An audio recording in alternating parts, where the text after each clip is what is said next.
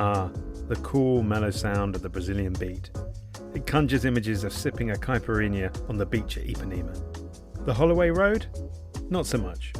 But my guest this week hails from that part of North London, and Paul Heaney is very much Mr. Bossa Nova.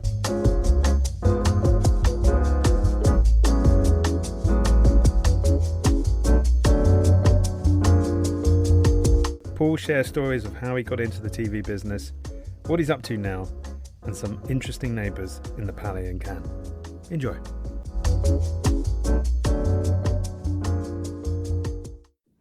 Hi Paul, welcome to the pod.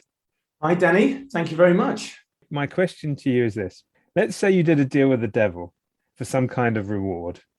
And it could be anything. You know, it could be the amazing success that you've had so far in the business. And the time comes for the devil to collect your soul.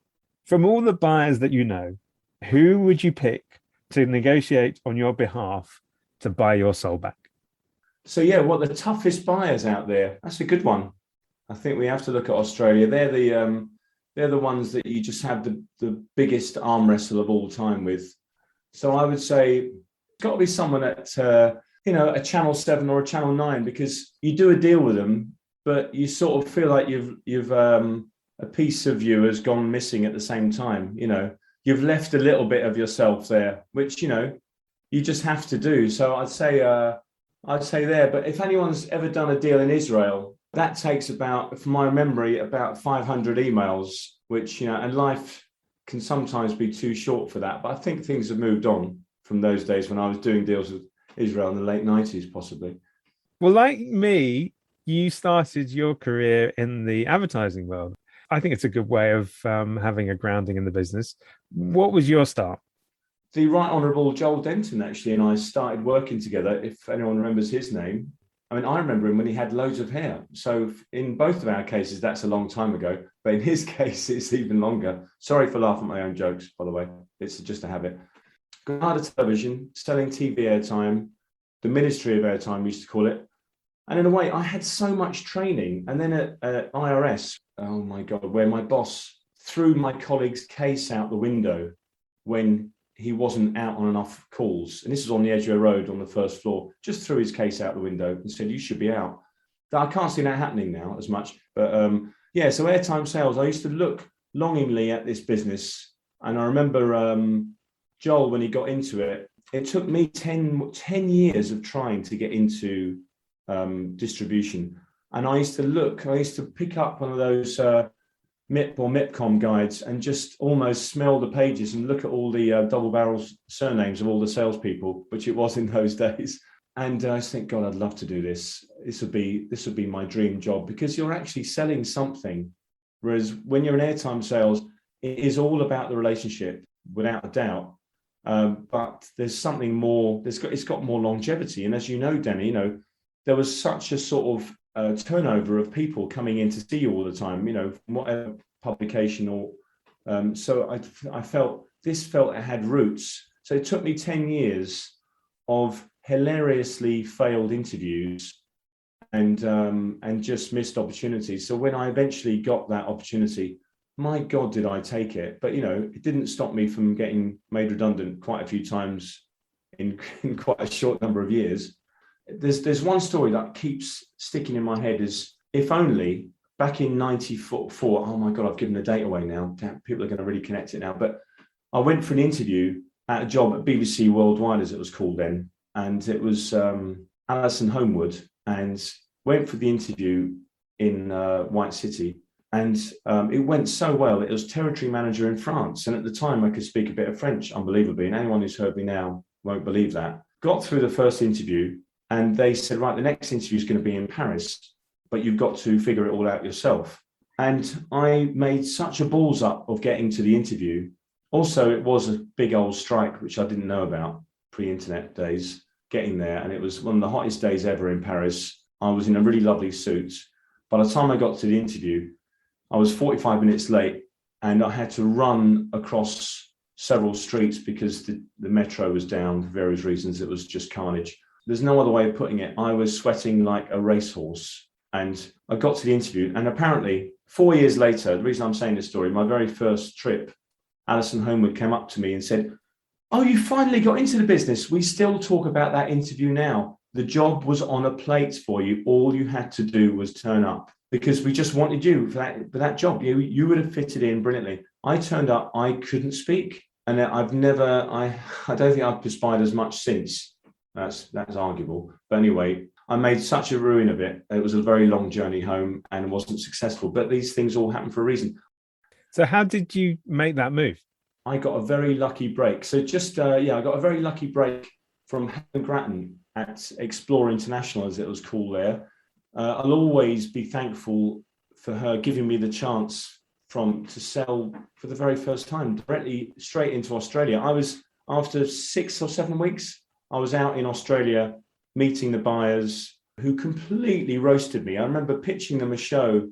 I actually remember one meeting at Channel 7, the buyer properly fell asleep. I mean, not just a doze, he was asleep. Another pitch on the same meeting, the guy said, "Do you hear that sound?" I said, "No." He said, "That's the sound of the tyres going down on your pitch." I said, "Oh, okay."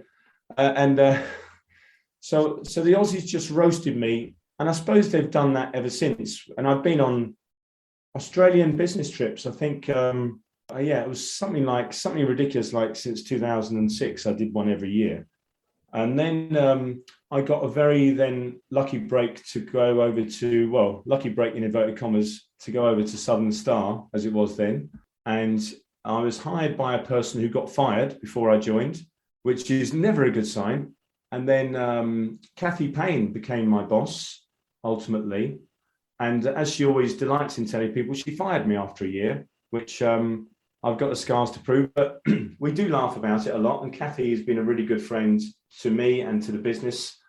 She's been good, along with Mark Lawrence, at helping me find people. And sometimes I'll hire them and then they'll rehire them afterwards. But no, that is meant to be a joke, but it did actually happen. But no, they've been great. Actually, Tatiana Kostovsky, who is fantastic, who's joined us recently, is courtesy of the Mark Lawrence Kathy Payne Training Academy. And she's amazing. She's doing a great job. So Kathy fired me in 2000 or something. I don't know what year it was. And then 4 years later, tried to hire me. And I did see the funny side. So did Kathy. And her words were, "Things change," but in an Aussie accent. And that was good, actually. So, I've been lucky because the biggest lucky break of all was I just busted my arm in about 16 places playing football. I had screws all over my left wrist. And Glenn Salzman interviewed me for the job at Cineflix. And I had to get that job. I had nothing lined up. I'd just been made redundant for the second or third time. This was due to a channel closure. Seriously, I got made redundant so many times. My friends would say, as I was joining a new job, they would say, "Is there an ambulance driving very slowly behind you when you join a new company? Do they know that they're about to go bust or that something awful is going to happen to them?"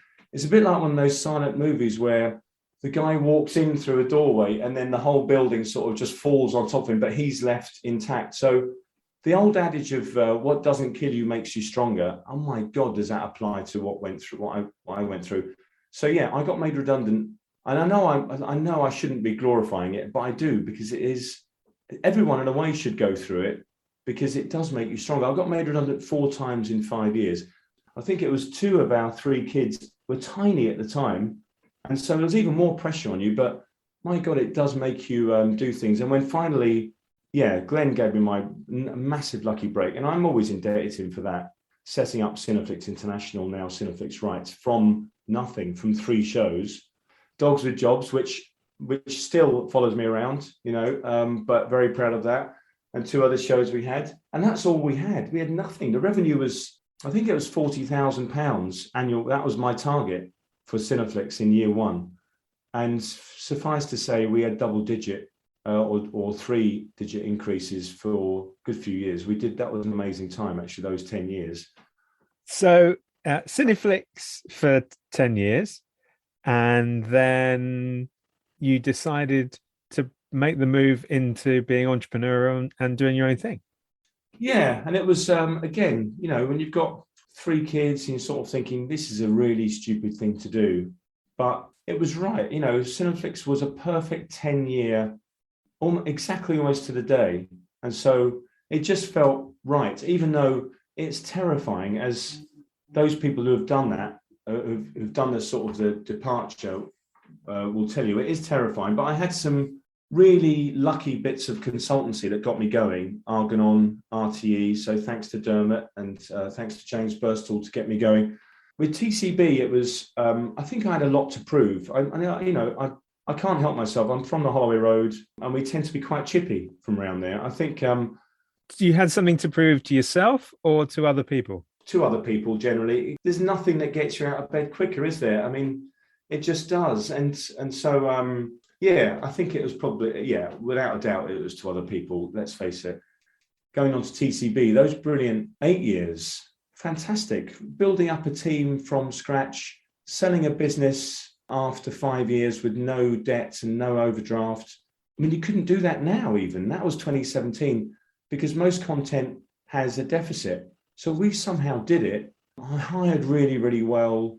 But I think TCB had to shed its bark lots and lots of times, because it was like a tree that grew too fast. You had to keep renewing and reviewing what you were doing with your team and with your policy. So those 8 years were, obviously it finished in an absolute heap.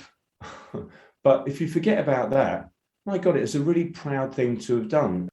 The last 6 to 9 months of it were tricky, but I look at that final time, you think, actually, without the trauma that happened, all right, it would have been a lot easier without it. But going through that has sort of led me to this.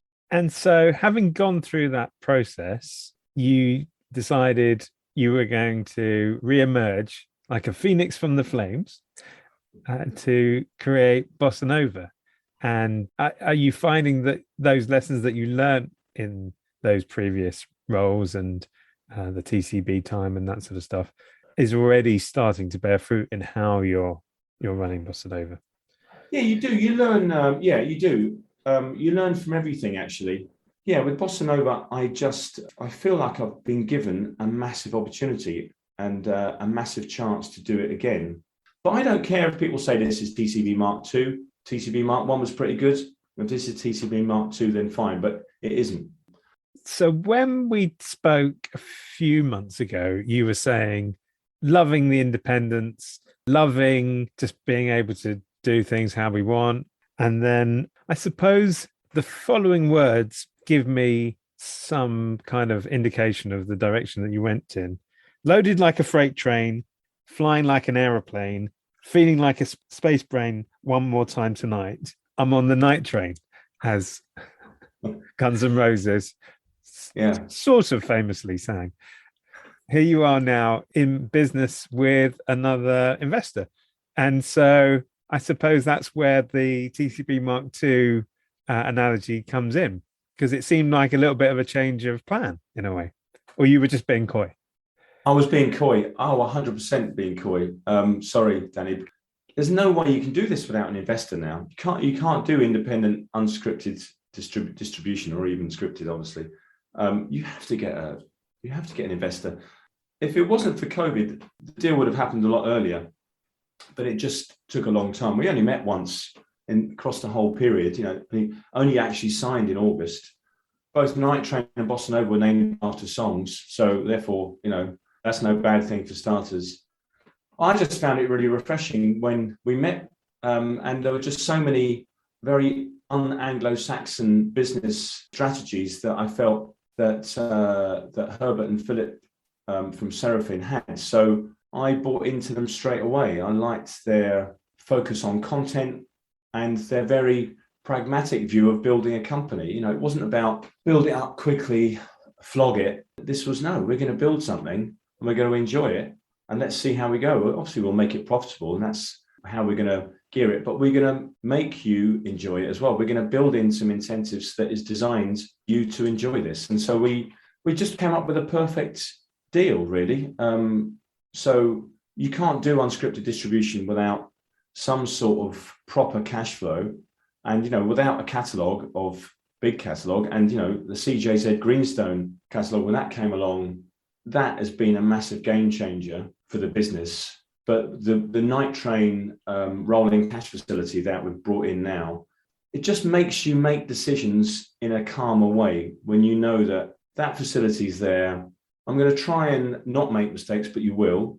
And maybe at the beginning, we'll be making smaller bets across what content we bring in, small, medium, and high gambles here and there. But it's sure, as much as this whole business is a science, it's also a gut feel. So it's 50-50. And I've got people around me now that will help put the science into it. And I probably put the gut feel into whatever our choices are. That's the way I think it works. So with Night Train, yeah, I'm only excited about it. And the projects that they're investing in on the scripted side are really, really interesting. And on the unscripted side as well. So, it's early days in terms of how we're going to work together, but we're looking forward to, as much cross-pollination of talent across the two teams as we can. Of all the series that you've worked on, which is the one that you were most proud of selling? I suppose it was, this shows you how long ago it was. It was Nat Geo, and it was air crash investigation. And I literally turned up with a VHS. That's, look at that. Old alert, old person talking about old ways of delivery.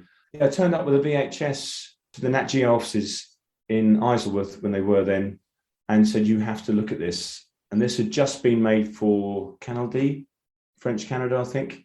And it was, we still weren't completely funded, but we needed an international partner. And we had a rough cut. And that was episode 1, season 1 of Air Crash. So yeah, whether good or bad, air crash investigation, very proud of that. And I think with the next incarnation, it has to be abandoned engineering, without a shadow of a doubt, along with border security, of course, from Channel 7. As Tim Warner calls it, border security, a broadcasting phenomenon. Sorry, that's a terrible Tim Warner impression, but it doesn't really work on a podcast. Abandoned engineering has just got a lovely story. Broadcast a brief, leads to chat with a producer in the queue for a sandwich, I seem to remember.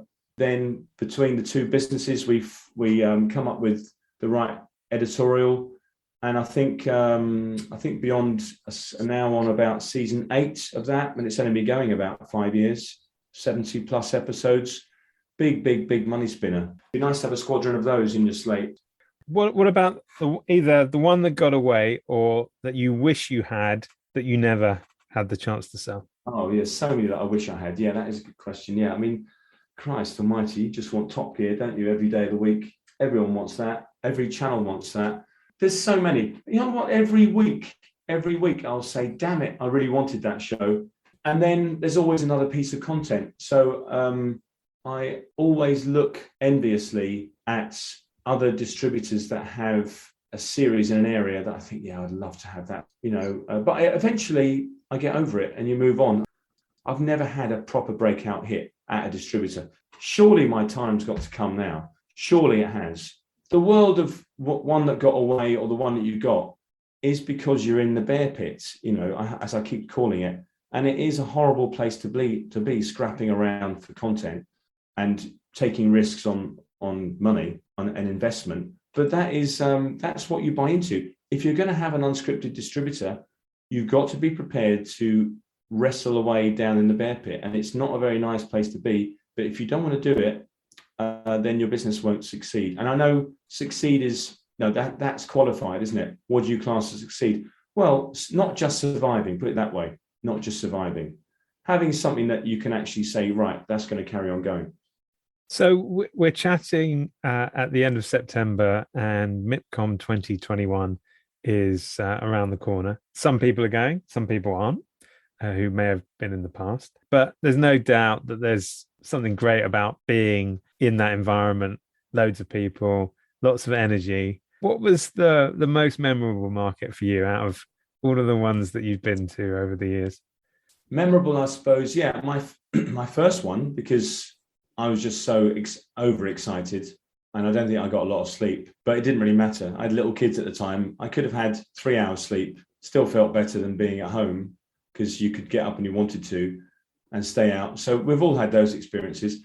In the very early days of Cineflix, the very first stand was opposite an extreme porn stand. I don't know how extreme it was. I just know it was that extreme. The screens were turned away from the outside, and there was lots of guys who were perspiring in maybe ill-fitting suits that were peering into a screen and they were perspiring a little bit more.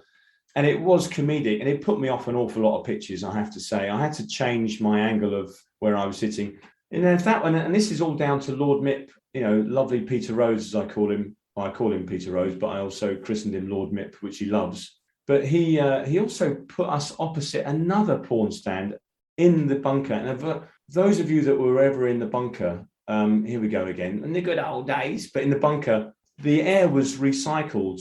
So you could sometimes smell food that someone had eaten maybe 3 days earlier that come out. And then you'd come back and you'd have some sort of weird cough that would last about 6 months. You think, why hasn't that got away? Well, you can tell why, because you were down in that place for hours.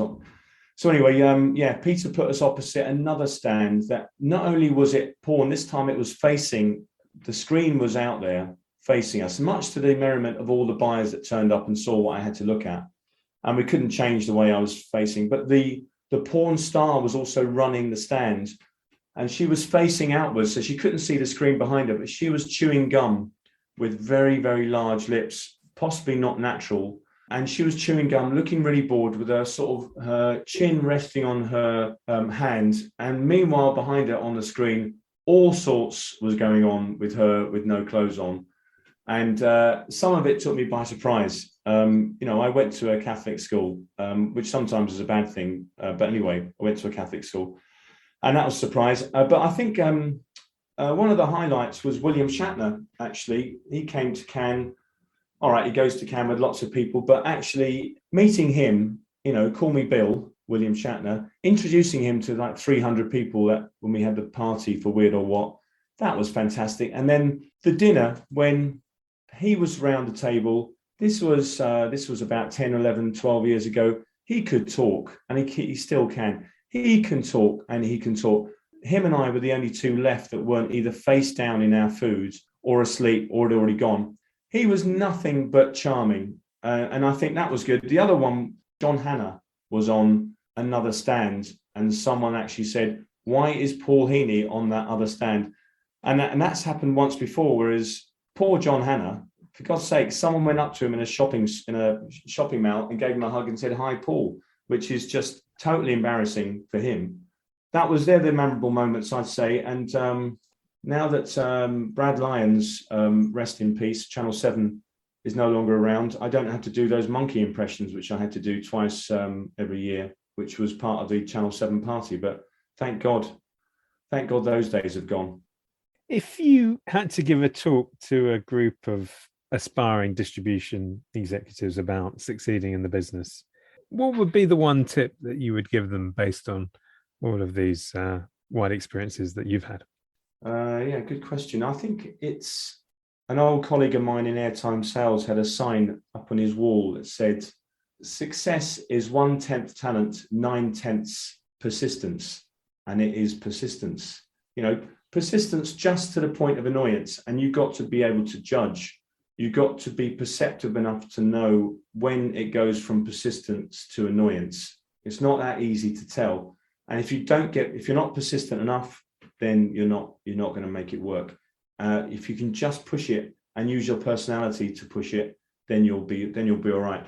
And I would persevere with, if you feel that you are selling a slate that isn't that amazing, and I have experience of doing that, it's only good experience to do that, because when you finally do get to sell good content, you'll use those skills. You don't want to be a smooth talking order taker, which, arguably you could say, if you're in one of the bigger companies, that's what you will be doing. So this is the point in the podcast where I ask my guest for their lockdown film, book, music choice, and box set, and choosing one of each. So what would you choose to get through a lockdown should we suffer one of those in the future? White Lotus, my God, that's the best thing I've watched since Succession. I think that's fair to say. And then with book, I've just finished the Bernie Gunter books, which I'm really sad about finishing. Dermot Horan at RTE put me onto them. The fictional detective based in 1920s, 30s, 40s, 50s Germany. I know I'm a bit of a World War II bore sometimes, but it's fantastic. And I've finished those, and that has been incredible. A film? I have to say it's Get Carter.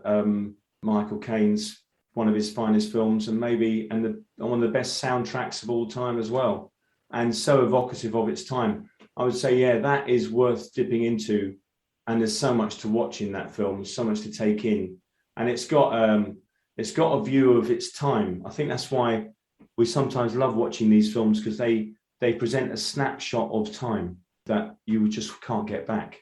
And finally, music. I like to stick to my favourites. So though I've named two companies now after Elvis, my actual favourite band group is Roxy Music, is Brian Ferry, and so I would always, along with the boys from Dusseldorf, Kraftwerk, which I'm never too far away from, and that was possibly the best concert of all time at the Tate Modern. We were surrounded by what looked like geography teachers in very strange framed glasses, watching four middle-aged or even late middle-aged Germans checking their emails. But my God, what a great concert that was. The B-52s, Roxy Music, Brian Ferry, David Bowie, gets me out of any sort of hole. And we've all had those over the last year and a half. But along with The King, that lot gets me out. But I am up to date. I listen to Six Music, so that gets me up to date. And so I like to pretend I'll scatter that with songs from the last 5 years. But yeah, they're the ones that I rely on to sort of get me out of anything. Yeah, and when you're in when you've got the black dog hanging over you, that always helps. And I think we should always have that. Well, Paul Heaney, thank you so much for being on the podcast. To take the Get Carter theme to a little bit of its natural extension, you're a big man, but it looks like you're in good shape. Yeah, we do this for a living, don't we? Yeah, that's really good, Danny. Thank you very much for giving me the opportunity to blather on. I really appreciate it for asking me. You've had some big people on recently, and the last, the ones with Jay and Jeff were fantastic. So I won't be up to that standard, but I really appreciate it.